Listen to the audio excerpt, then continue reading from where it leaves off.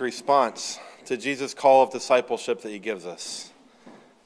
The gospel writer was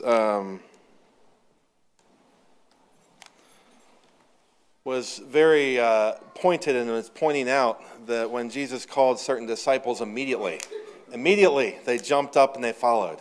And the power of the call and the response of "I will go." I don't know. Who would be in favor of me just not preaching? I feel like I don't need to at this point. Thank you, Carissa. Anyone else? That was perfect. Thank you so much, Sister Fry, for singing that song. That was great. Thank you.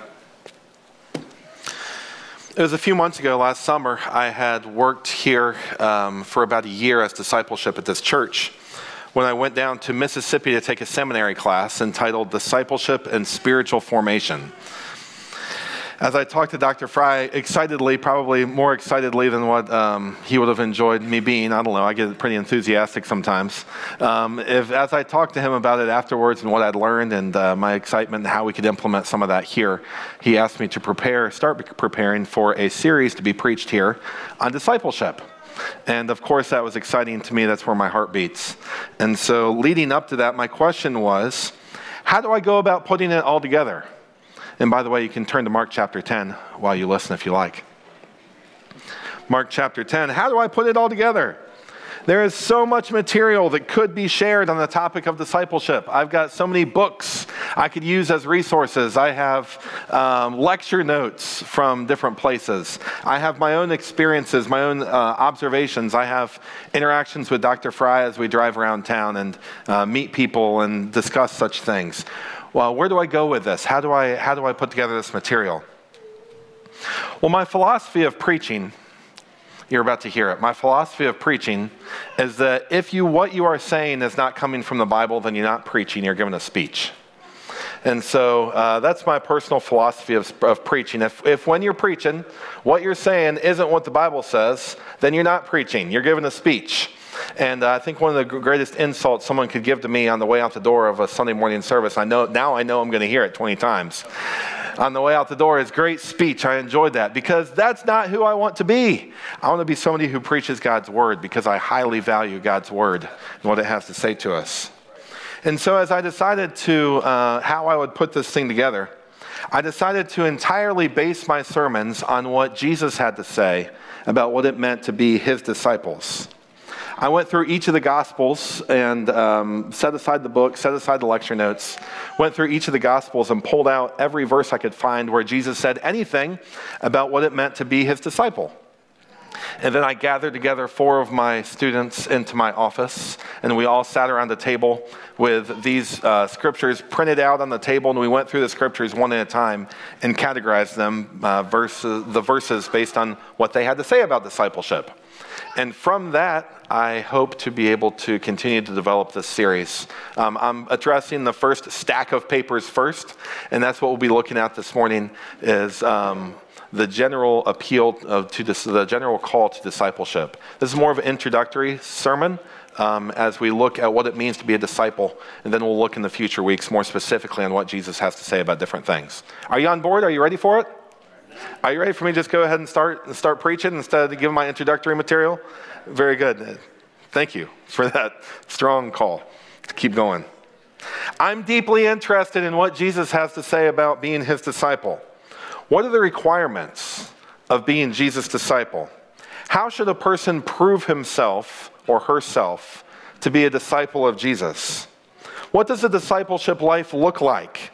These are questions that I want to know the answer to. And I believe that wanting to know the answer to those questions is the first mark of truly being a disciple. If you want to know what Jesus has to say about being a disciple and you want to obey it, then that is a mark that says that you probably are a true disciple because that's what it means to be a disciple. And we'll look at that here soon. On the flip side, if you don't care what Jesus has to say about what it means to be his disciple, then it's pretty safe to assume that you are lacking one of the marks of what it means to truly be a disciple. And so I think that's important to remember. Allow me, as we start speaking pointedly, let's see if I can pick up this pointer just a moment. Good, got it? Allow me to pause and give one disclaimer before I jump into this study. Jesus was very direct when he confronted people, and I want to look at an example of that in Mark chapter 10. Much of what he said about discipleship was very pointed and resulted in people turning away and not following him anymore. They turned around and walked away when he said it. It's probably a good thing that Jesus was not married, because he didn't mince words. He didn't say things as kindly as possible. He said it the way he calls them as he sees them. Imagine if Jesus had had a wife, and he didn't, that we know of, and very highly likely that he did not. But let's just pretend that he did. And Jesus' wife asked him, "What do you think of this dress I'm wearing?" If Jesus had responded with a parable about the fish nets that took in so much fish that they couldn't contain all the fish that they had caught, that probably would not have gone well for him. It's a good thing Jesus wasn't married, because he spoke very candidly. He said what he thought, and I think that's a very, very good thing for us, because we get to learn exactly what he has to say in this context about discipleship. In Mark chapter 10, we look at a story about a rich young man, starting in verse 17, who came to Jesus. Mark 10:17 says, "And as Jesus was setting out on his journey, a man ran up to him and knelt before him." He ran up to him. How many of you know somebody who runs everywhere they go? They seem to be a hustler, and everywhere they go, they're in a hurry. Anybody? All right, you know some people. Zeke, we were in school, and Zeke had forgotten his Bible in the classroom. And Dr. Fry was pointing out in chapel that everybody had to have their Bible. And all of a sudden, we see this blue flash as a little kindergarten boy is running as fast as he can to go get his Bible. Running! A sense of urgency. And I think that's what we see here when we look at this rich young man, as a sense of earnesty. He runs up and he kneels before Jesus and asks him, "Good teacher, what must I do to inherit eternal life?" So let me just pause again and say that this is an ideal scenario in my mind, in our minds. We have this rich young man. Let's just imagine that the CEO of a Fortune 500 company pulls up outside of our church in his Lamborghini. And it's Sunday morning, church is about to start. Everybody's sitting here, and we're waiting on the processional up to the front, down the left, down the aisle over there. And a rich young man walks in the back door with his, having gotten out of his Lamborghini. He's got his $5,000 suit on, and he runs up to the altar and falls at the altar and says, "What must I do to inherit eternal life?"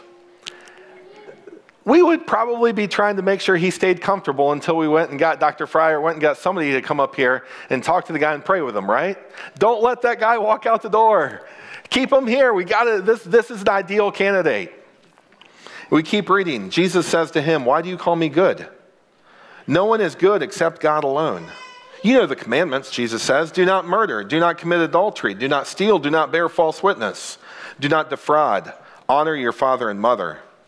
And the man said to him, "Teacher, all of these I have kept from my youth." We pause again. So not only is this guy the rich, the young, the eager, the running to the front, he wants to know what he has to do to inherit eternal life, but he's also a pretty good guy. Never broken a commandment. He's kept them all from his youth. He is not the guy that we're checking our wallets after we walk by him to make sure that our wallet is still in our pocket. This is a good dude. Jesus responds to him, "You lack one thing. Go, sell all that you have and give to the poor, and you will have treasure in heaven. And come, follow me." Verse 22 says, "Disheartened by the saying, he went away sorrowful, for he had great possessions." If we had been there standing by Jesus, it would have been difficult for me to have kept my mouth shut, I think. I would have said, "Jesus, wait. Can we just back up for just a second? Hey, you can still be a disciple. It's okay. I didn't have to sell everything that I had. Just come be a disciple, and we'll talk about the whole money thing later. We'll talk about you selling all your stuff later on. But for now," he was just kidding. "Come back, come be a disciple, and come follow Jesus with us." Jesus, this guy could feed 5,000 people with his money instead of you having to multiply bread and fishes. Let this guy be one of your followers. But no, Jesus lets him walk away. I think there are two things we can learn from this example. It's one, Jesus has a high call of discipleship, and he means it. And so as we look at these passages and look and see what Jesus has to say about what it means to be his disciple, he's not just kidding. he's really serious about this. We need to take his call of discipleship seriously. Secondly, he says it the way he sees it. And he says it directly. And I think there may be times as we preach through these verses where we are confronted by God's word. But we need to recognize that Jesus is saying exactly what he thinks. And if I'm going to be true to my calling to rightly divide the word of truth, I have to say it the way that he says it. Does that make sense? And so when Jesus said these things, people took up stones to stone him. When he said some of these things, people called for him to be crucified. I hope that you're not throwing rocks at me when we leave, but if I don't offend anybody through this whole sermon series, then I haven't rightly portrayed Jesus' words the way that he said them. Does that make sense? I think that's foundational to where we're going with this. The very sensitive and conscientious among us should not cast away their faith as we look through this. At every challenging verse I read, I know that I have gone from being overly sensitive, overly conscientious, to now I'm just very sensitive and very conscientious. And so I understand that sometimes if you're that kind of person, some of these things could cause you to doubt your faith, could cause you to struggle. My goal for this series is not to beat up the sheep, but hopefully that the sheep miss a few of the punches and that we knock over some lambs. Is that okay? And so if you have any question on what that means, come and talk to me. If your faith is shaken, then it's very possible you're one of our sensitive people we're talking about. This morning we're going to look at a picture of discipleship. We're going to look at the appeal of discipleship. And we're going to look at the standard of discipleship. So first, let's get a good understanding of what discipleship was in that cultural context. When Jesus called people to be his disciple, he didn't pause and tell them what it meant to be a disciple. They already knew what it meant to be a disciple because they had examples of that all around them.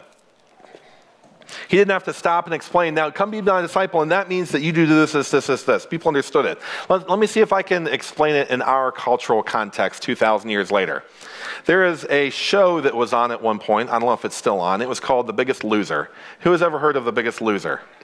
Okay, lots of people have heard of it. That's not what the kids in high school called you. That's an actual show that's been on. The Biggest Loser is a show where I wouldn't endorse it. I don't recommend it. It's a bunch of overweight people immodestly dressed, working out and standing on scales. It's not worth your time. I never fell in love with the show, nor do I recommend it. But I think it can teach us a thing or two about discipleship.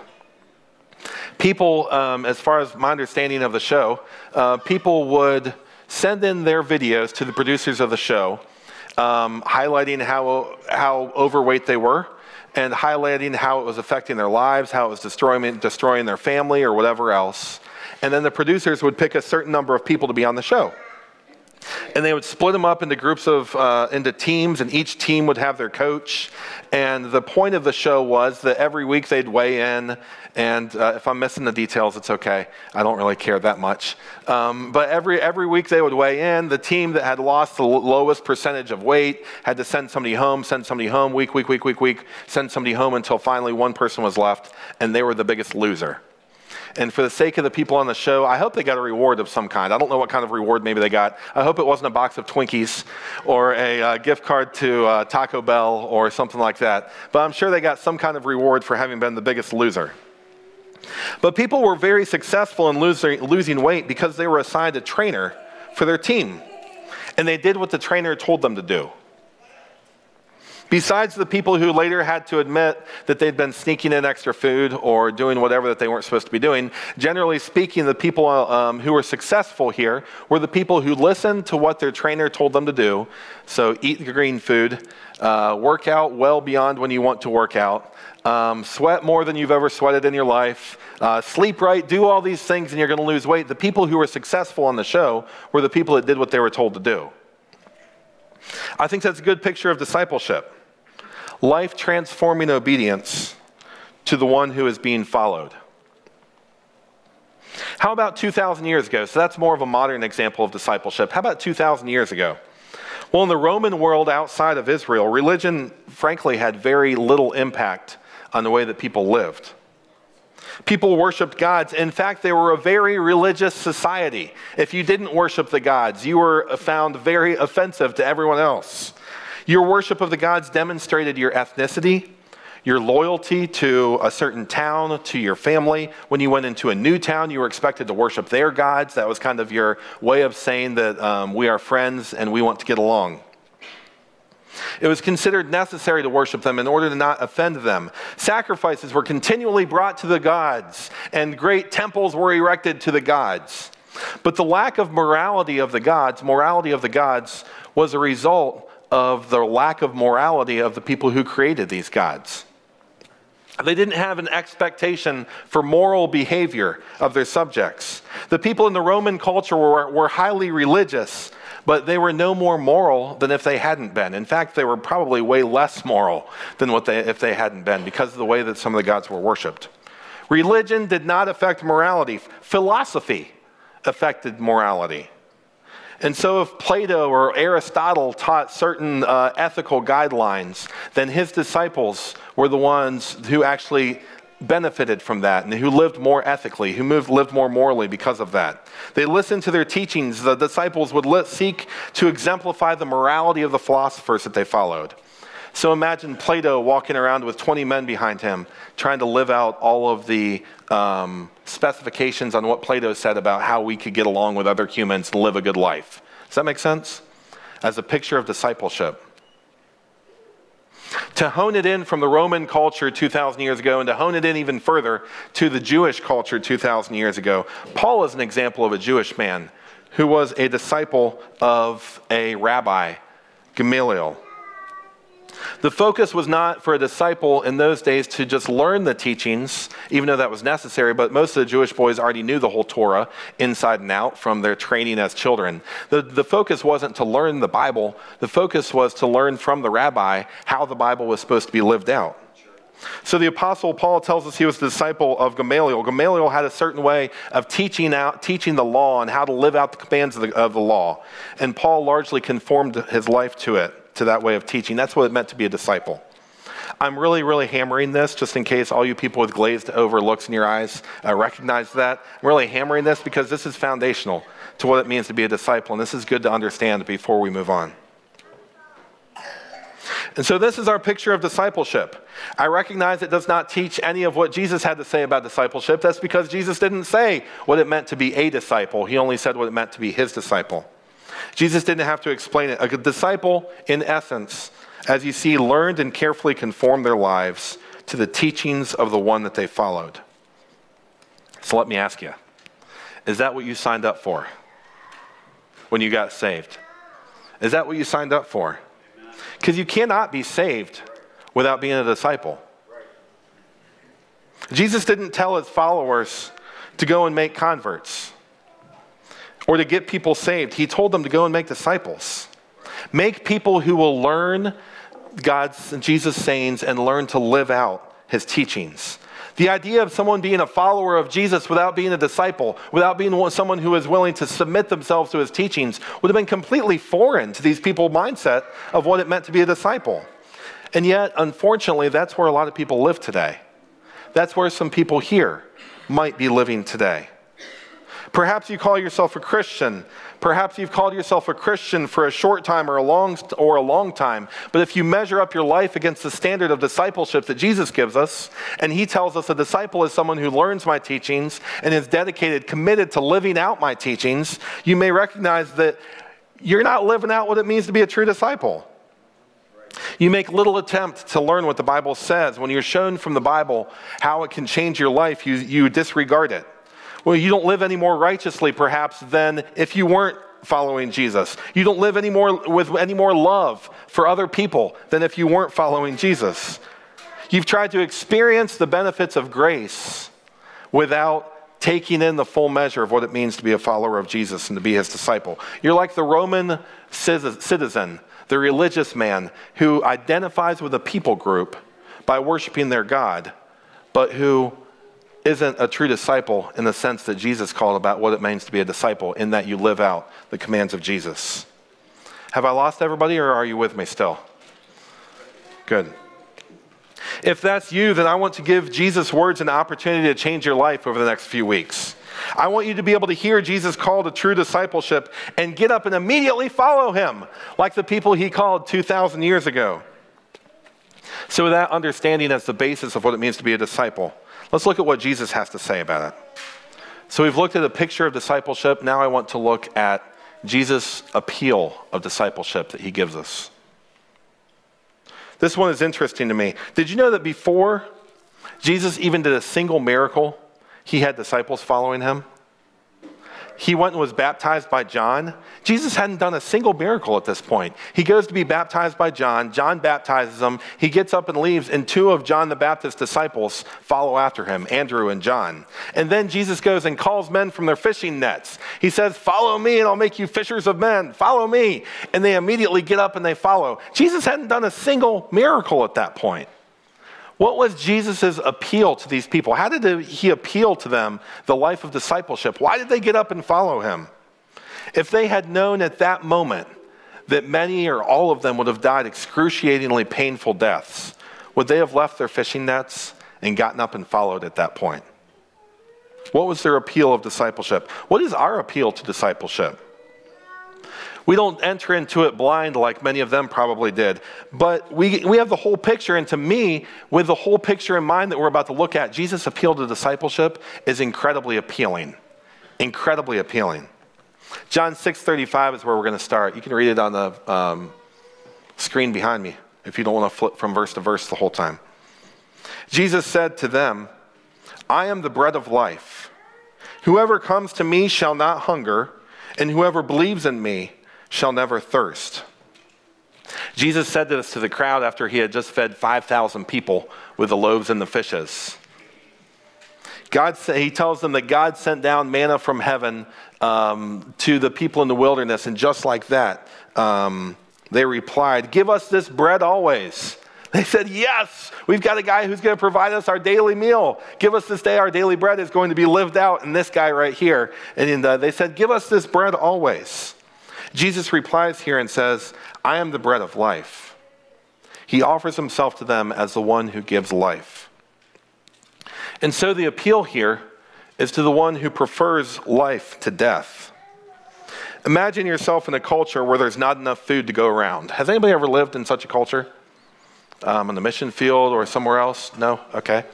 Imagine yourself living in a culture where there's not enough food to go around, where people fight over every scrap of food that they can find. Starvation is the real enemy. Being hungry in church for a couple hours before you get to go home and feast isn't what it means to be hungry there. To be hungry is days and days and days of starvation, hoping to get a morsel of food to put in your mouth. That is where we were before we encountered the bread of life spiritually. We were dead on the inside, but Jesus gives us the great feast of everlasting life and lays it out before our barren hearts. Like a starving child who's been rescued from that kind of starving situation, adopted into the family, and he's sitting down at the table for the first time, ready to experience this great feast. That's what Jesus offered to us. To take away our emptiness, to take away our incompleteness, and to fill it with the fullness of himself and of the life that he offers. Our next verse is in Matthew 11:28. We're looking at the appeals of discipleship from Jesus. Jesus says, "Come unto me, all who labor and are heavy laden, and I will give you rest." Who here has ever read Pilgrim's Progress or had it read to you? Who remembers the first time you read Pilgrim's Progress, kind of? And one of the first times in a vague kind of way. Okay, several of you. I remember what may have been the first time when I listened to the story of Pilgrim. I won't bend over very far, please forgive me. Pilgrim walking with his big heavy backpack on his back, and all the things he encountered along the way. The worldly evangelists and all those things. And he's encountering all these things along the way, and he's carrying that backpack that's so heavy he can barely bear it. What's in that backpack that we carry? Well, the burden and the weight of our sin, the condemnation of our sin, the dread of coming judgment, the results of our sin, so many things we carry in that backpack. The consequences of our sin bring unbearable trouble into our lives, and there's no one there to help us carry the load. But then you think about the story of Pilgrim as he makes his way to the cross and as he kneels before the cross, and that backpack falls off and rolls down the hill to the tomb, to the opening of the sepulcher. What a beautiful picture, I think. I love this. That's a great story. What a beautiful picture. Jesus says, come unto me, all who labor and are heavy laden, who've got that backpack on your back that you can barely handle, and I will give you rest. There is freedom from the weight of your sin. Somebody say amen, would you? There is freedom. There is one who will bear your burden with you now, who bore your burden for you of sin, and who now will help you carry your burden of life. Jesus makes a beautiful appeal to discipleship here to everyone who has experienced the weight and the care and the burden of sin on their back. So Jesus offers freedom from our weight of sin. Revelation 3:20 is our next verse on the appeal of discipleship. Jesus says here, behold, I stand at the door and knock. If anyone hears my voice and opens the door, I will come into him and eat with him and he with me. This time Jesus is once again talking about eating, but he's not talking about eating here. The food is secondary. The primary thing is fellowship with God, is friendship with Jesus. You're going to eat with him and he's going to eat with you. He's not talking about the food. He's talking about the good times. He's talking about the fellowship. Jesus says, I will come in and eat with him and he with me. Has anyone here ever been lonely in your life? Have you ever been lonely? Have you ever been surrounded by people but still been lonely? Anyone? Yeah? Have you ever been surrounded by the people that you love and the people who love you and still felt alone? Yes. Many of us have. Blaise Pascal was a 17th century scientist and theologian. Did I say his name right, Dr. Fry? Thank you. I'll say something wrong, and you correct me as soon as I do, please. And by the way, Brother Reed was here last night, and I covered some of this material, and I told him if I said anything today that I said last night, I wasn't intending to. I'm on a rabbit trail, and he needs to throw something at me or call me out on it. So he's watching me over there. He hasn't gotten me yet. I did slip in a couple things. Blaise Pascal was a 17th century scientist and theologian. Besides his great contributions to mathematics and physics, he also wrote a collection of thoughts called Pascal's Pensées. And so if you're like me, in the first 500 times you read it, you said Pensées. And so if that rings a bell, Pascal's Pensées. But Pascal's Pensées. If you've ever heard of Pascal's wager, that's where you find it. It's one of his thoughts, his collections of thoughts in this book. In this collection of thoughts, though, Pascal paints a picture of humanity that's lacking its former glory. We recognize it. We miss it. We used to have some kind of former glory when we were created. We used to have some standard of what it means to be excellent when we were first created. But he paints a picture of who we are now and how we're lacking that, and we recognize it. There's a recognition in humanity that we are less than what we are capable of being, and we are less than what we once were. There's a greatness that we once experienced that is gone now. We're like the prince who was taken from his castle at a very young age, and now he's a pauper on the streets. But somehow, somewhere in his mind, he has this vague recollection of what it was like when he was royalty. We have that same idea where we recognize that where we're living right now is not the standard. There's something better. There's something that we used to experience as humanity. There's something that we're striving for, to be that again. In the fallen, sinful condition of man, our logic is impaired.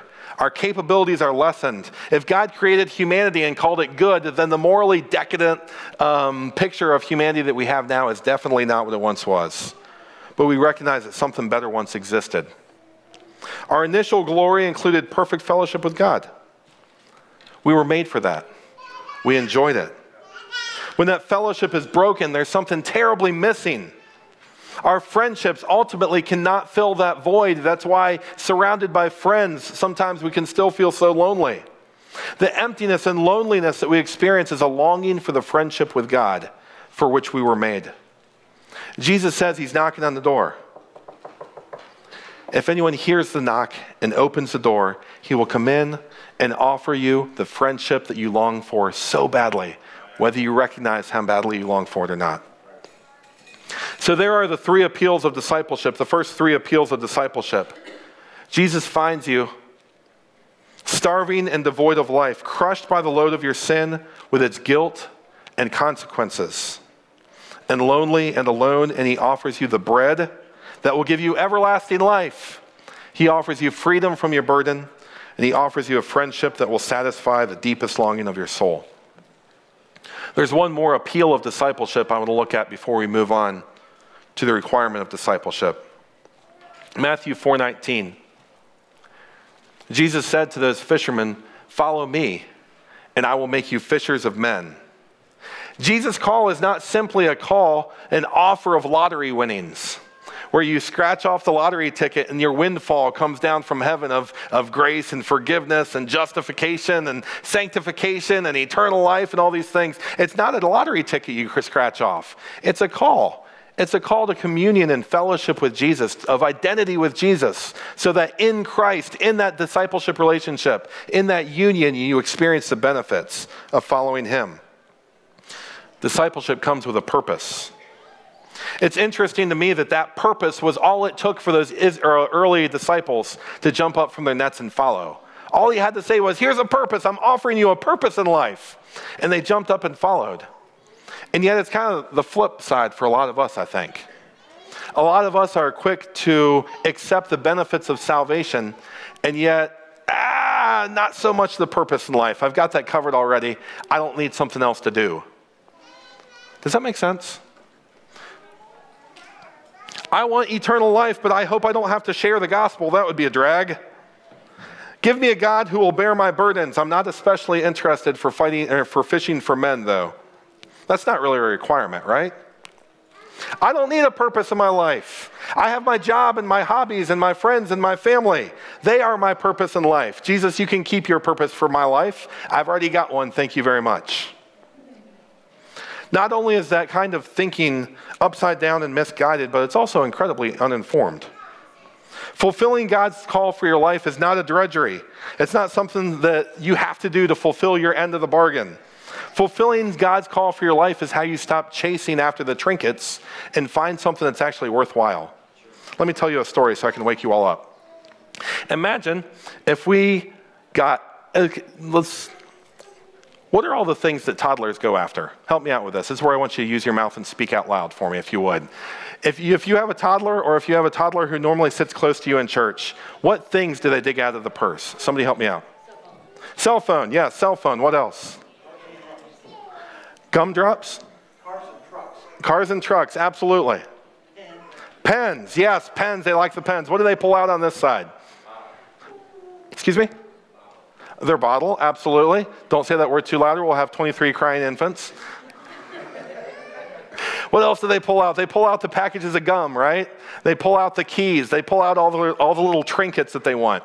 So what I want to have you imagine is that we took all of those trinkets from the whole church and we took them down to the toddler nursery. And we just put them all over the floor in the toddler nursery. And sometimes maybe after Wednesday night childcare, that's what the toddler nursery might look like before poor Sarah has to clean it up. But we pour it all over the floor of the toddler nursery. And we take all the toddlers down there and we say, okay, you guys go in there and get whatever you want out of the toddler nursery. It's all yours, whatever you can carry. But before we turn them loose, we put one more package in there. When I was at the bank, we used to receive our shipment of money once or twice a week.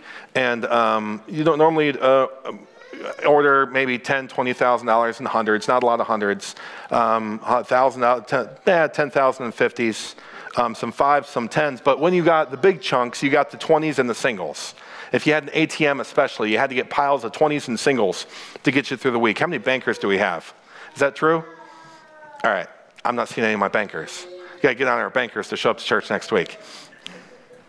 Our piles of 20s, piles of singles, and so when they would come in these big bricks. Each of those bricks would have 2 stacks of bills in them, and each of those stacks of bills would have 20 total bundles of bills. So then you go down to the little bundle and you have about 100 bills right here, hopefully 100 exactly. And so let's say they're $100 bills for our story. We have 100 hundreds. How much is that? $10,000. You have 20 of them in a row. So how much is that? 200,000. Good. And you have two rows. So how much total is in this bundle? $400,000. So we take this bundle of money, we take it down to the toddler nursery, and we toss it into the middle of the floor. $400,000. And Brother Mowry will actually sponsor this happening next week. $400,000. So the kids all go loose, and we turn them loose in the toddler nursery. Whatever you pick up, you get to keep. I can imagine all the mothers at the door, fathers too, at the toddler nursery, peeking in through that tiny little window, saying, get the big bundle of green stuff.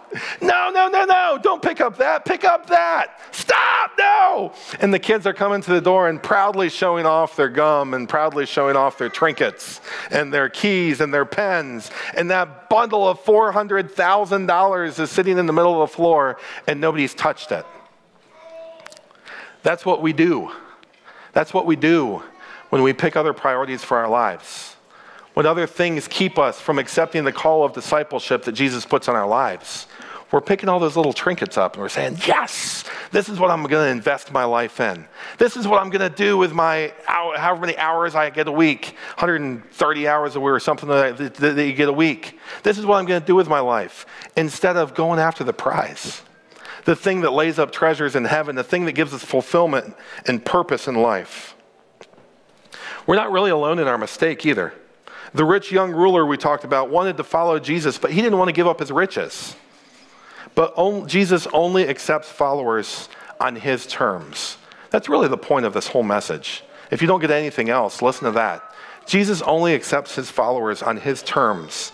And the rich young ruler left sad because he prioritized his money over Jesus' call for discipleship. If, however, that fourth appeal of discipleship is appealing to you and you want to hear what it means to be a true disciple, we're going to quickly look at 3 passages on what it means to be a true disciple. Then we'll wrap it up and finish up this morning. We've seen a picture of discipleship. We have heard the appeal of discipleship. Now we should look at the standard of discipleship. Jesus outlines for us in these 3 verses what it means to be his disciple. Luke 14, 25 through 33. Can you read that? If you can't, it's in your Bible too, I promise. So look it up in your Bible if you like. Luke 14, verse 25. Now great crowds accompanied him, and he turned and said, if anyone comes to me and does not hate his own father and mother and wife and children and brothers and sisters, yes, and even his own life, he cannot be my disciple. I'll pause real quickly and say, I'm going to be true to the words of Jesus. But the words of Jesus here don't really mean that you have to hate them. He calls us to love our families. What this means is that you so love Jesus so much more and so prioritize him so much more that the comparison is a much lower level for all of these things. Make sense? All right, I did not just do Jesus' words a disservice. Verse 27, whoever does not bear his own cross and come after me cannot be my disciple. For which of you desiring to build a tower does not first sit down and count the cost, whether he has enough to complete it? Otherwise, when he has laid a foundation and is not able to finish, all who see it begin to mock him, saying, this man began to build and was not able to finish. Or what king going out to encounter another king in war will not sit down first and deliberate whether he is able with 10,000 to meet him who comes against him with 20,000? And if not, while the other is still a great way off, he sends a delegation and asks for terms of peace. So therefore, if any of you who does not renounce all that he has cannot be my disciple. Jesus' call here is for us to count the cost. Count the cost. This isn't a ticket to everlasting life. Jesus says if his priority in your life doesn't have a higher place than all of these other things that we love so dearly, that you cannot be his disciple. Figure out whether Jesus' place in your life, whether his appeal is worth it for you to make that appeal, that commitment to obedience. So for your notes, is Jesus' appeal worth it to make that commitment to lifelong obedience? Because if you're not willing to be that committed to Jesus, if you're not willing to so value Jesus and his call on your life that you're willing to set aside all these other things, he says you cannot be his disciple. Matthew 16 is where we're looking next. Matthew 16, verse 24. That one's a little bigger, I think. Then Jesus told his disciples, if anyone would come after me, let him deny himself and take up his cross and follow me. But whoever would save his life will lose it, and whoever loses his life for my sake will find it. For what will it profit a man if he gains the whole world and forfeits his soul? Or what should a man give in return for his soul? For the Son of Man is going to come with his angels in the glory of his Father, and then he will repay each person according to what he has done. Jesus' call to discipleship is so high that he calls it taking up your cross. And I think you recognize that the symbolism of cross is symbolism of a death. Not just death to the things that you care about, but death to a willingness to give up your life, if need be, so much so that you already are carrying your cross on your back in case you would be called to do so. Luke 9:57. Did I give you all the notes? I did. Good. Luke 9:57 to 62 is the last passage. It says, and as they were going along the road, someone said to him, I will follow you wherever you go. And Jesus said to him, foxes have holes and birds of the air have nests, but the Son of Man has nowhere to lay his head. To another he said, follow me. But he said, Lord, let me go and bury my father. And Jesus said to him, leave the dead to bury their own dead. But as for you, go and proclaim the kingdom of God. Yet another said, I will follow you, Lord, but let me first say farewell to those at home. Jesus said to him, no one who puts his hand to the plow and looks back is fit for the kingdom of God. Again, these verses show us a high call of discipleship. Jesus calls them to leave their security, to leave their hesitancy, to leave their ties to the old life behind and to follow him. Don't make a soft commitment to Jesus and then decide on second thought that you don't want to live the life that he's called you to. We've seen that before. That's not the marking of a true disciple. No, instead, make a definite and thorough commitment to live out Jesus' call for your whole life. If you tuned me out 20 minutes ago, let me summarize this, and so give me 30 seconds of your attention if you would. Let me summarize this message and bring it home. Jesus' call of discipleship is one where we are committed to learning his teachings and obeying his commands. Nothing short of that qualifies as us being his disciple. Jesus makes a strong appeal to those who are devoid of spiritual life, burdened with their sin, outside of the relationship with God for which we are created and which we crave. He offers them the answer to all of that within the context of a discipleship relationship. That relationship is not the footnote on a life otherwise lived for ourselves. Let me say that again, that discipleship relationship isn't a footnote on the life otherwise lived for ourselves, but it requires an absolute commitment to Jesus' commands and his calls on your life. If you've never made that call answered that call to discipleship affirmatively, then I hope that the next few weeks will give you the opportunity to learn exactly what it means. If you have made that decision, but you didn't know that that's all what you were getting into, then I hope the next 4 weeks will be an eye-opener for us. When Jesus laid out his high calls of discipleship, masses of people went home. That wasn't what they signed up for. But let me tell you this, Jesus would rather have 12 people who were absolutely committed to being his disciple than 5,000 people who wanted free bread and fish. He would rather have 50 people in this church who are absolutely committed to living out his calls on discipleship than 200 people who are just along for the ride. We as a church have a choice to make, and you as individuals have a choice to make. For 4 more weeks, we're going to continue to look at exactly what Jesus' call to discipleship calls us to look like and do. We're going to see how Jesus wants to make us committed disciples, and then how he wants to use us to make other committed disciples to him. And that's your choice this morning. Will you stay to bury your father, or will you leave your nets and follow Jesus? Will you gain the whole world and lose your own soul, or will you take up your cross? Will you look for the easier path to God, or will you count the cost? Will you join the crowds that left Jesus when the free food dried up, or will you forsake the comforts and give it all up to follow after Jesus? Perhaps I will see you next week. Perhaps you will skip the next 4 weeks. That's totally up to you. But I, for one, look forward to hearing and responding to Jesus' calls for discipleship on my life, and I hope you do as well. Let's stand.